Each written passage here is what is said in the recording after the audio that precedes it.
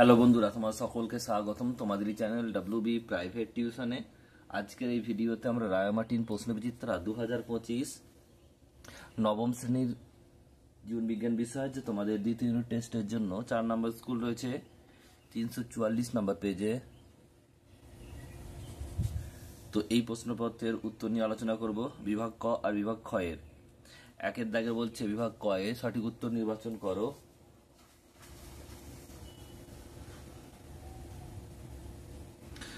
একের দাগের বলছে সঠিক উত্তরটি নির্বাচন করো।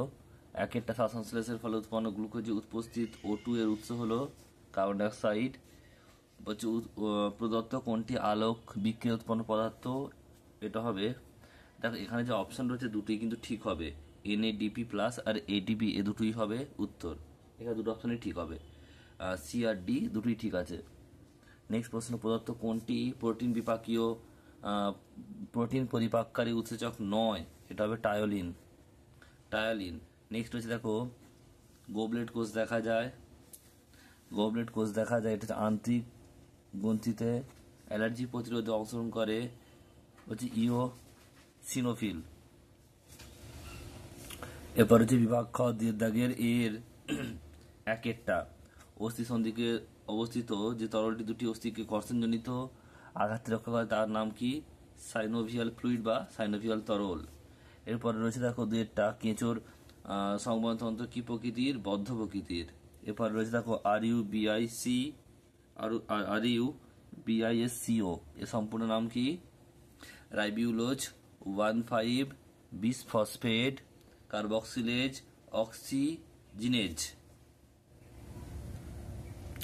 নেক্সট হচ্ছে দেখো পরেরটা দুইয়ের দাগের একেরটা ক্লোরোফিলের রাসায়নিক সংকেত লিখতে হবে।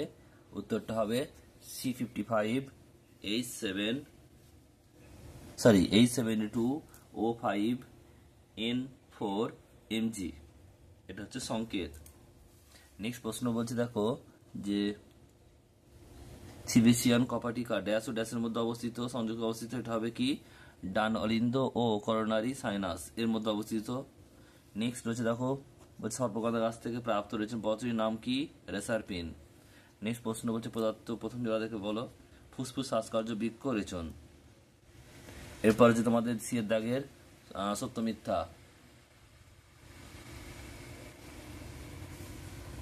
একটা বলছে ফলমোচনের দ্বারা লেবু তার দেহে অবস্থিত টার্টারিক অ্যাসিড রেচন করে, এটা মিথ্যা হবে।